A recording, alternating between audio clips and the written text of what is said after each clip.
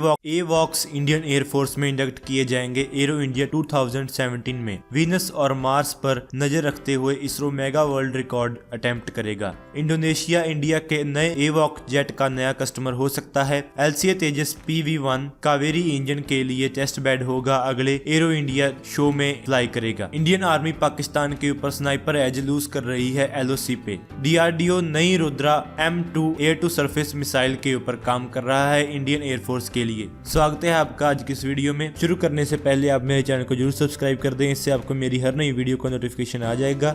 अगर आपको ये वीडियो अच्छी लगे तो आप इसको जरूर लाइक और शेयर करें। प्लीज इस वीडियो को पूरा देखें। तो चलिए शुरू करते हैं।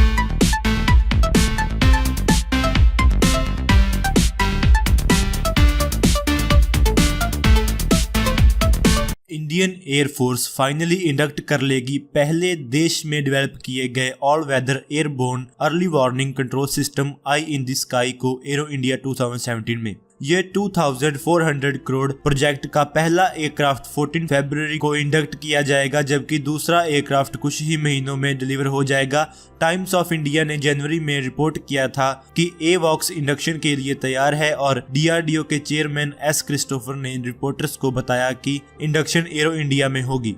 एक्सपर्ट्स ने पॉइंट आउट किया कि इंडिया डिफेंस कैपेबिलिटी के इस एस्पेक्ट में चाइना और पाकिस्तान दोनों से पिछड़ रहा है। अभी इंडिया के पास सिर्फ 3 falcon airborne warning and control system है जो Israeli early warning radars use करते हैं, जो इल्यूशन 76 एयरक्राफ्ट पर लगे हैं। ये इंडिजिनस एवॉक्स system centre for airborne systems द्वारा बेंगलुरु में डेवलप किए गए और ब्राजील के एम्ब्रर 145 एयरक्राफ्ट के साथ इंटीग्रेट किए गए 3 फॉल्कन सिस्टम के साथ मिलकर इंडियन एयरफोर्स की कैपेबिलिटी को बढ़ाएंगे। ये सिस्टम 240 डिग्री कवरेज रेडार से इक्विप्ड है, जो पहले से मौजूद फैल्कन से कम है, जो कि 400 किलोमीटर रेंज में 360 डिग्री कवरेज प्रोवाइड करते हैं। ये एवैक्स सिस्टम डिटेक्ट, आइडेंटिफाई और क्लासिफाई करेगा थ्रेट्स को जो इसके सर्वेलेंस एरिया में मौजूद होंगे और एयर डिफेंस ऑपरेशंस को सपोर्ट करने के लिए ये कमांड और कंट्रोल सेंटर के तौर पर भी काम करेगा। इंडिया वीनस पर पहली बार जाएगा और मार्स प्लैनेट को जल्दी ही रिविजिट करेगा। न्यू इलेक्ट्रॉनिक बजट डॉक्यूमेंट्स के हजारों पेजेस के नीचे दबे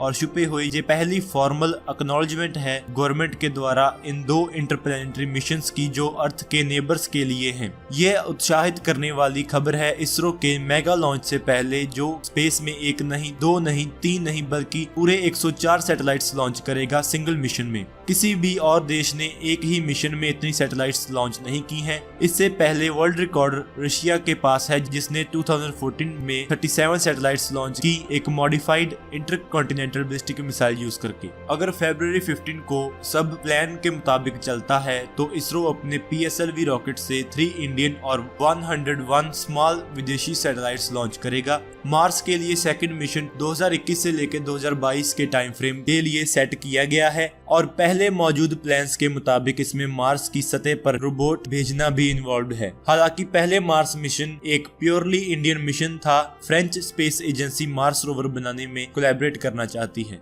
इंडिया का वीनस के लिए मिशन प्रोबेबली एक मॉडेस्ट ऑर्बिटर मिशन होगा। वीनस के लिए मिशन बहुत जरूरी है क्योंकि हमें इस प्लेनेट के बारे में बहुत कम पता है और नासा इसमें डेफिनेटली इंडिया का पार्टनर बनना चाहेगा। नासा और इसरो ने पहले से ही इस पे टॉक्स शुरू कर दी हैं। इस मिशन को पावर करने के लिए इलेक्ट्रिकल प्रोपल्शन यूज करने के लिए स्टडीज जॉइंटली करने के लिए। इंडिया के इंडिजिनसली डेवलप्ड LCA तेजस कॉम्बैट जेट में इंडोनेशिया के इंटरेस्ट दिखाने के बाद अब इंडियन मीडिया रिपोर्ट्स के मुताबिक इंडोनेशिया ने नेत्रा एवॉक्स सिस्टम की ब्रीफिंग में उसने DRDO को कहा कि वो इस एवॉक्स सिस्टम की ऑफिशियल प्रोडक्ट डेमोन्स्ट्रेशन करे इंडोनेशिया में आके। नेत्रा को पहले ही कुछ देशों से बहुत अटेंशन मिली है इसकी बहरीन एयर शो में परफॉर्मेंस के बाद। उसके बाद से ही DRDO कई देशों को फॉलो कर रहा है जिन्होंने नेत्रा एवॉक को इंक्वायर किया था। नेत्रा एवॉक सिस्टम जो कि ब्राजीलियन एम्ब्रर 145 जेट पर माउंट है, कस्टमर की चॉइस के जेट पर माउंट किया जा सकता है। DRDO चीफ S क्रिस्टोफर ने कंफर्म किया कि तेजस PV-1 कॉम्बैट एयरक्राफ्ट, जिसकी अभी advanced electronic warfare suite test करने के लिए यूज किया जा रहा है, डिफेंस एवियोनिक्स रिसर्च एस्टेब्लिशमेंट द्वारा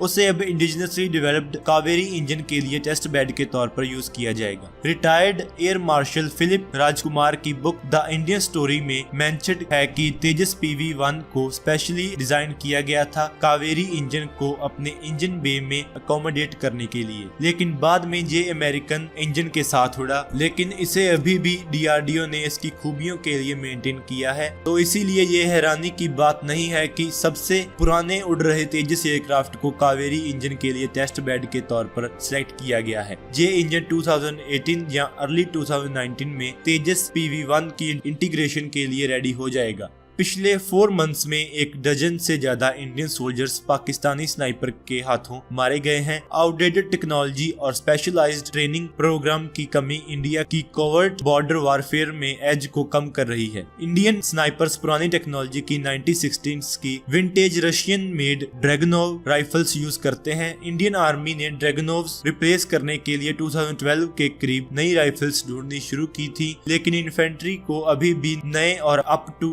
डेट वेपन्स नहीं मिले हैं। इंडियन आर्मी के पास LOC पे हर बटालियन में 2 स्नाइपर्स हैं। सांसदों को प्रेजेंट किए गए गवर्नमेंट डॉक्यूमेंट्स के मुताबिक DRDO को 489 करोड़ सैंक्शन किए गए हैं नई एयर टू सरफेस मिसाइल्स, जिसका नाम रुद्रा M2 रखा गया है डेवलप करने के लिए। इंडियन एयरफोर्स के लिए Rudra M2 ASM project government द्वारा लास्ट मार्च को क्लियर किया गया था। नई ASM लाइकली है कि 100 to 150 किलोमीटर रेंज की होगी, जो कि एयरफोर्स के सुखोई Su-30 MKI और LCA तेजस जैसे एयरक्राफ्ट पर माउंट की जा सकेगी। DRDO पहले से ही state of the art new generation anti radiation missile पर काम कर रहा है, जिसने सुखोई 30 MKI एयरक्राफ्ट के ऊपर कैप्टिव फ्लाइट ट्रायल्स किए हैं। उसके सीकर स्ट्रक्चरल इंटेग्रिटी, नेविगेशन और कंट्रोल सिस्टम और एरोडायनामिक कैपेबिलिटी वैलिडेट करने के लिए।